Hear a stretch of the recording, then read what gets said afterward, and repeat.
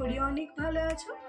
আমরা খুব একটা ভালো নেই, গলার ভয়েস শুনে বুঝতেই পারছো প্রচণ্ড ঠান্ডা লাগা, গলা ব্যথা সমস্ত কিছুই আর কি রয়েছে, তার জন্য রেগুলার ভিডিও দিতে পারছি না।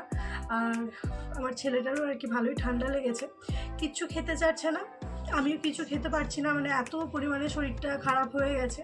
তো আজকে ভাবলাম অল্প পরিমাণে চিকেন ছিল, তো কি বানাবো ভাবতে ভাবতে ভাবলাম যে বাচ্চার জন্য হালকা পাতলা করে একটু চিকেন রান্না করব, আর সেই রেসিপিটাই তোমাদের সাথে শেয়ার করব।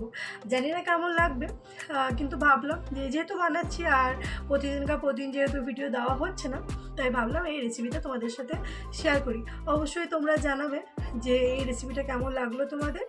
আর যারা রেগুলার তো ভিডিও দেখো তাদেরকে তো অসংখ্য ধন্যবাদ, আর যারা আজকে আমার ভিডিও একদম প্রথম দেখছো তাদেরকে একটা কথাই বলবো, আমার ছোট্ট চ্যানেলটিকে সাবস্ক্রাইব করে একটু পাশে থেকো। যাই হোক, এই রেসিপিটা বানাতে যে সমস্ত উপকরণগুলো লাগবে সেটা হলো এই 4-5 পিস মতো আমার কাছে চিকেন ছিল। এই চিকেনটাতে হলুদ, জিরে বাটা, একটুখানি আদা রসুন বাটা মাখানো আছে।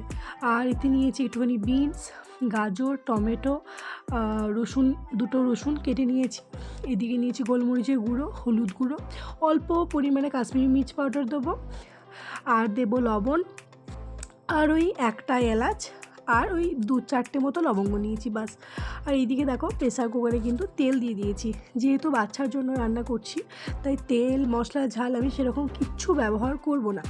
আর ছোটো বাচ্চারা জানোই তো ঝাল একদম মানে খেতে পারে না। আর তাছাড়া আমারও গলার অবস্থা কতটা খারাপ দেখেছো, এটা কিন্তু আমিও খাবো। এটা স্টুয়ের মতো হয় আর কি, চিকেন স্টু টাইপের। তো খাওয়া প্রত্যেকটা মানে ছোটো বড় যে কোনো কেউ খেতে পারবে, আর প্রচণ্ড উপকারী। তো অল্প পরিমাণে সর্ষে তেল দিয়েছি, তারপরে দিলাম গোটা জিরে আর দিলাম রসুন।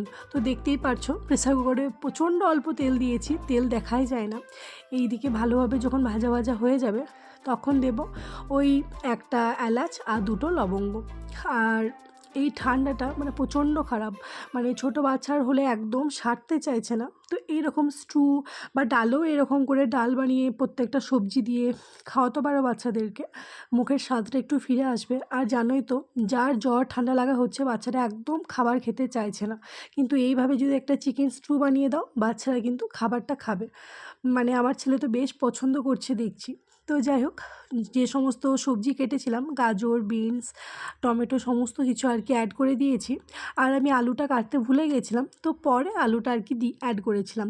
তো দেখো এবার দিচ্ছি হলুদ গুঁড়ো, আর অল্প পরিমাণে একটু কাশ্মীরি মির্চ পাউডারটা দেবো কালারের জন্য, যেহেতু কোনো মশলাপাতি কিচ্ছু দিচ্ছি না, না এতে জিরে গুঁড়ো দেবো না কিছু দেবো, যেহেতু জিরে ফোড়নে দিয়েছি গোটা জিরে। আর এইদিকে অল্প পরিমাণে দিলাম ওই গোলমরিচ গুঁড়ো। আমি কিন্তু আদা রসুন বাটা এখানে দেবো না, আমি মাংসতে আগে থেকেই আর কি আদা রসুন অল্প পরিমাণে জিরে মাখিয়ে রেখেছিলাম, তো ওই মাংসটাই আর কি অ্যাড করছি। দেখতেই পাচ্ছ প্রেসার কুকারে কিন্তু একটু পরিমাণও আর কি তেল নেই, যতটা তেল অল্প ব্যবহার করা হয় আর কি। আর এই স্টুটা কিন্তু খেতে বেশ ভালো লাগে, আর এটা শুধু ছোটোদের না বড়রাও কিন্তু স্টু হিসেবে খেতে পারে, বেশ ভালো লাগে কিন্তু এই স্টুটা খেতে। যখন ঠান্ডার মুখে না বেশ ভালো লাগে, একদম স্যুপ। আর যেহেতু গোলমরিচের গুঁড়ো দেওয়া থাকে, বড় মানুষ থাকলে আর কি 4-5টা লঙ্কা দেওয়া যেতে পারে, যেহেতু ছোটো বাচ্চা খাবে তো তাই লঙ্কা একদমই আমি এতে ব্যবহার করলাম না। আর আদা রসুন বাটা বা পেঁয়াজ কিছুই দিলাম না, যেহেতু মাংসতে আমি আগে থেকে আর কি মাখিয়ে রেখেছিলাম আদা রসুন। তো ভালো করে অল্প পরিমাণে জল দিয়ে দিলাম, নাহলে মশলাটা পুরো আর কি লেগে যাচ্ছে, যেহেতু অল্প মশলা তেলটা অল্প একটুও নেই, তার জন্য মশলাটা লেগে যাচ্ছিলো। দেখো এবার কিন্তু ভালোভাবে কিন্তু মাংস বা সবজিগুলো সব কিছুই আর কি ভালোভাবে কষিয়ে নিচ্ছি। আমি এখনও কিন্তু আলুটাকে অ্যাড করিনি, আমি আর কি ভুলেই গেছিলাম আলুর কথা। তারপরে আলুটাকে কেটে তারপরে কিন্তু আমি আলু অ্যাড করে দিয়েছি, আর ভালোভাবে কিন্তু নাড়াচাড়া করছি মাংসটাকে আর কি। আর মশলা যতটা যা লেগেছিলো আর কি প্রেসার কুকারে সব ভালোভাবে আর কি দিয়ে দিচ্ছি। আমার কাছে ধনেপাতা ছিল না, নাহলে হালকা পরিমাণে ধনেপাতা দিলেও বেশ ভালো লাগে। দেখো আলুটা কিন্তু কেটে অ্যাড করে দিলাম। আসলে এই ঠান্ডায় না প্রত্যেকটা বাচ্চার মুখের ভিতরে আর কি ছোটো ছোটো চারিপাশে ঘা টাইপের আর কি হয়ে যাচ্ছে দেখছি, মানে জ্বর থেকে ওঠার পর আমার বাচ্চারও হয়েছিল, কিন্তু এই 3-4 দিন নাগাদ এই স্যুপটা খাচ্ছেও, খেয়ে কিন্তু এই পুরো ওইগুলো ক্লিন হয়ে গেছে, পুরো ভালোভাবে ভালো হয়ে গেছে। ডালও খেতে চাইছিল না, কিন্তু এইভাবে চিকেন রান্না করে দেখছিলাম বেশ ভালো খাচ্ছে, তার জন্যই ভাবলাম তোমাদের সাথে রেসিপিটা শেয়ার করি। এবার 2-3টে আর কি সিটি পড়তে দেবো, ভালোভাবে 3-4টে মতো সিটি পড়ে গেলে তারপরে বন্ধ করে দেবো।